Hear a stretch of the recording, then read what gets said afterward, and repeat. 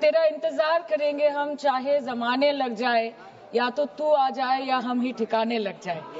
तो सर, ये शेर मुझे अच्छे दिन की याद दिलाता है, वो दिन के जिसका वादा था, इस सरकार के नेकी का जो इरादा था, जो इरादे 2014 में काफी बुलंद थे, पर 2024 के आते आते इनके नीतियों में कुछ थोड़े बहुत घमंड थे, जिस घमंड के चलते पूर्व में नोटबंदी और लॉकडाउन जैसी घटनाएं घटी और जिसके वजह से 700 से ऊपर किसानों की मौत हुई और जिसके चलते मणिपुर पर प्रेसिडेंट्स रूल तो लागू किया गया, लेकिन बस यही बोलना था कि 22 महीने लग गए और कई लोगों की जानें चली गई।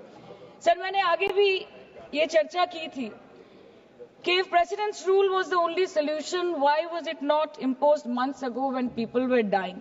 जब हजारों की तादाद में लोग बेघर हो रहे थे, चारों तरफ आग जल रही थी, जब महिलाओं को विवस्त्र करके रास्ते पर घसीटा जा रहा था, जब सिर्फ भारत नहीं बल्कि पूरे विश्व मणिपुर की चर्चा और निंदा दोनों कर रही थी, तब आप कहां थे?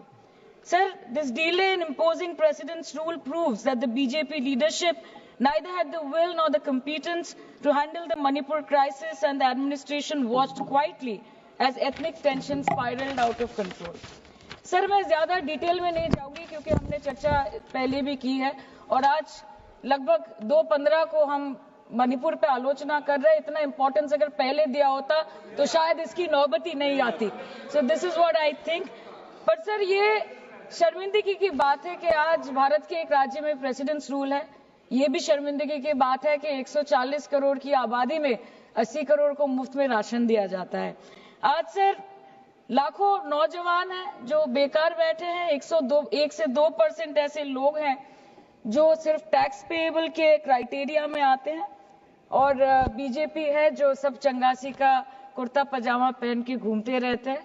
ये दिखाने के लिए अच्छी बात है, लेकिन ग्राउंड रियलिटी कुछ अलग ही है। सर 2023 में टॉप 10 VPNR के रिपोर्ट के अनुसार मणिपुर में 212 दिन से ऊपर इंटरनेट शटडाउन किया गया था, a total of 5088 hours, marking it the second highest after Jammu and Kashmir. This led to huge economic loss in Manipur, approximately 3,157 crore.